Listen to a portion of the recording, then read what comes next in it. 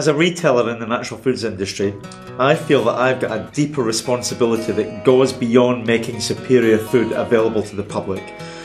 I'm a caretaker of an ideology. I believe it's our responsibility and our daily challenge to communicate this greater effort to the consumer. It's not just a job description, it's a mission. I really felt like I was getting my life back. It was that dramatic because I had been plagued since 3 years old with asthma. When I was growing up, the asthma was always a major kind of problem because it interfered with my schooling. It always got in the way, and I think for me, not really understanding what it was about. Of course you want to run about with the other kids, and you want to kick a ball around, you want to go swimming, but in those early days my mum was so petrified that exertion would trigger an asthma attack. Of course we've learned since then that it was nothing to do with exertion. I'm quite happy running about. It was stress events and allergies that caused the problem for me. But I always remember my mum writing letters to the school, you know, excuse them from games days, excuse them from swimming, and you're being isolated. You know, the kids are going off running, swimming, playing football, and I couldn't be part of it. I'm in London. I've moved to London. I'm working for John Menzies News Agents, and I'm on a day off and I'm exploring, and you know what, I remember it clearly. I get the tube to Bond Street. What struck me this particular day, as you come up off the escalator, you're faced with a Holland & Barrett store, and it's a fairly big store, and it's always busy in there. But this particular day, really busy. Queues of people. I'm thinking, what's going on? You know, there's the people that were queuing up, and you know, I'm inquisitive. It's like, I've got to have a look, I've got to find out. And you say, well, what's going on? Is there, you know, have we got a celebrity shopping in there or something? Because that was my first thought, is we got somebody shopping in there. And somebody saying, oh no, the poster, pointing to the poster, it's you know, this nutritionist guy called Rod Brennan, and he's here once a month, and you know, people queue up to see him because he's so good. And he's handing out bottles of pills and potions and tablets and God knows what, and people are happy and they're paying for it and they're leaving. And I thought, oh, I'll join the queue at my day off, and that's what I did. I joined the queue. I wait. I eventually come round. He chats and he asks a few questions, and I talk about my asthma, and he doesn't give me pills and potions. He talks about diet, which I guess was quite unexciting for me. A bottle of pills would have been something, oh, I've got to take these now. So the diet didn't actually hold much of an exciting prospect. You know, you've got to cut this out, you know, red meat, you know, pork, chicken. You eat chicken? No, you got to stop. You know, you eat dairy? Do you have, what do you have? Butter, cheese, milk? No, all gone. You can't have any of these. Bread, oh yeah, I love bread. I have a sandwich. I have toast in the morning. I have a sandwich at lunchtime. Yeah, it's killing you. It's slowly killing you. And it's like, what's he on? That's nonsense, you know, absolute nonsense. Must have been 2 or 3 false attempts at trying to comply with all these dietary requirements, and I'd slip back, and then I'd have another asthma attack, and I'd be annoyed at myself, and I'd think, geez, you know, why did I go and spend the time talking to this guy? And eventually I did get my act together, and I did follow the diet. I'd never experienced anything like that before, you know, where something so simple as dietary changes could be so powerful. It shrank. It became, rather than it holding me and becoming my life, it actually shrank away to nothing. And I no longer thought about it hourly, daily, weekly. It shrank away to not a problem. Looking back, that kind of day that I took into town and met Rod for that first time, started me off on a path. It's interesting, you know, within probably a year, 18 months, I was actually managing that store that I met him in, the Holland & Barrett in West 1. Here I was, sort of 18 months after having first walked into that store as a customer. I'm managing it, and I could tell by the look on Rod Brennan's face the first time he walked in and he seen me, there was that kind of double take, thinking, I recognise him. Is he here as a customer? And it's like, I've introduced myself as a new manager. So I think there was a recognition from Rod, just that he played no small part in helping me not only get well and manage my asthma, my condition, but also that he played a part in setting me off on this road to help others, and set others free from whatever conditions or illnesses or issues that they had. Holland & Barrett was, for me, the stepping stone. I never actually, I don't think, ever fully believed that that would be it, and I'd be working in Holland & Barrett until I retired. Going back to 85, 25 or so years ago, and that was the start. And that wasn't just the start of working in the industry. That was the start of a passion for the industry, a long life passion that has never diminished. I decided, it wasn't a sudden decision, but I'd come to the conclusion that I really wanted to get back into the natural food industry on the retailing side again, having spent the best part of 9 years on the other side of the fence, the manufacturing, with two major companies in the UK.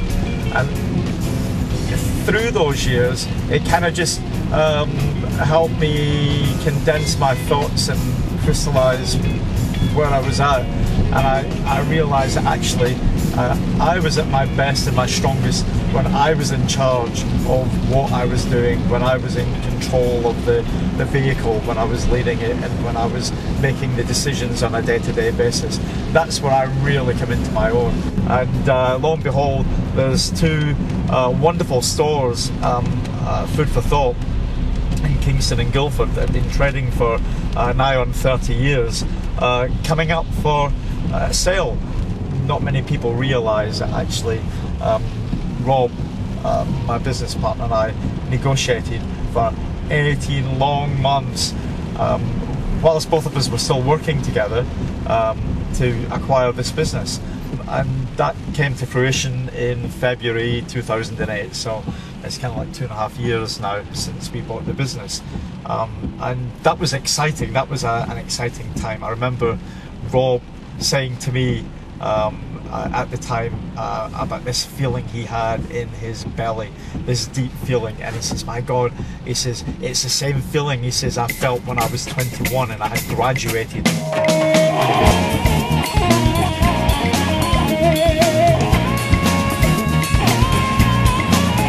He says, and I never thought at the age of 50 that I would ever feel that again.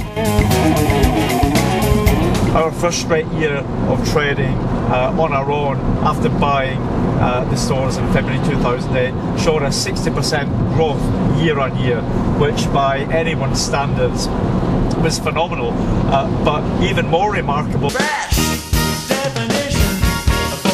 is the fact that by that time we were in credit crunch territory. That was the byword of the day, credit crunch.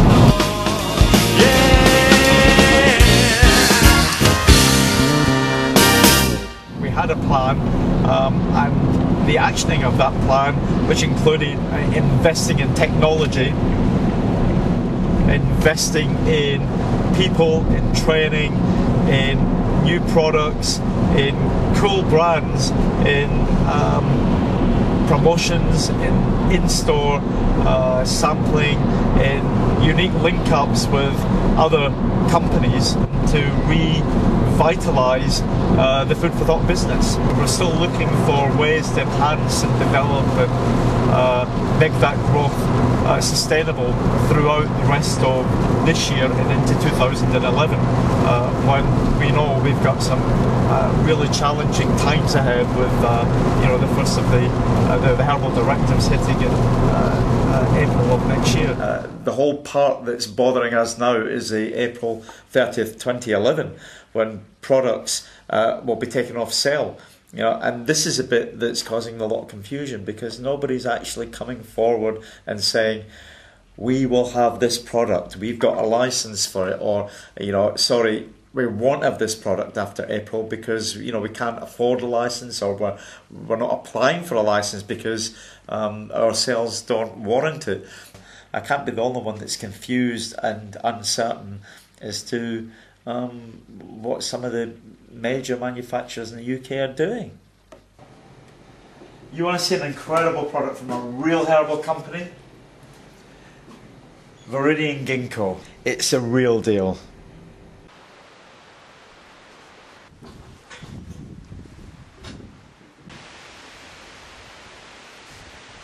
Wow. You know what? For me, this is like the essence of what a herbal company is. This is a sacred spot. And you can understand why Viridian chose this to make the remedy from. But this is just typical of what they do. We've got a tree here that's got leaves that are hand-picked, the only hand-picked ginkgo tree in the UK. It's in one instance where modern technology does not come to the rescue. You've got to do it by hand, and you know what? You've got to do it really carefully as well, because these leaves are delicate. You pick these roughly and you start to destroy the little nodes at the ends here where the leaves will grow next year. This is just lovely. This is not the first time I've been here, but it doesn't matter how many times. I'm still in awe whenever I approach the tree from the garden. There's nothing quite like just a fresh ginkgo tea when you know where those leaves have come from. This extraction process and bottling, all of it, every bit done to honour the integrity of this remarkable entity, so you, the retailer, and your customers can benefit from the timeless wisdom embodied in every single leaf. It's truly magical. The products that occupy the shelves in my store all carry value-added characteristics that are equal, if not more important, than the quality and integrity of the products themselves. Now, as I give you an example of what I'm talking about, when you buy Viridian Ginkgo biloba tincture, you're not only just buying a food product that was formulated with the goal of optimizing your health as its first priority, you're supporting a high integrity belief system that spans the entire length of the food chain. From the packaging, which is recyclable, to the ingredients, which are organic and local, and they're supporting local communities. The manufacturer employs best practices to reduce its carbon footprint, and so on and so on. Many of us in this industry, and I'm including myself here, were originally inspired to participate because we believe passionately in the underlying precepts. Stop spreading herbicides and pesticides on the planet. Stop exploiting indigenous people for profit. That's one of the reasons why, as a business, we're totally involved in the fair trade movement, and not only that, but also with Kingston University's sustainability programme. We're totally against, the mass consuming of animals raised under horrendous conditions, the needless waste of natural resources that are polluting the planet. Stop manufacturing, selling and eating processed foods that are contributing to disease and disempowerment of the individual. This message is a greater undertaking. There's a great quote that I love, and it's like, if this environment is the wherewithal to inspire desire within you, then this environment has a wherewithal to deliver it to you, no exceptions. And I believe that 100%. If you've got that fire and desire within you, then you will get what you're after, you'll get what you want. And I firmly believe that, and I believe that every single day that I go to work, and every single day that I do something for myself, and every single day that I'm alive.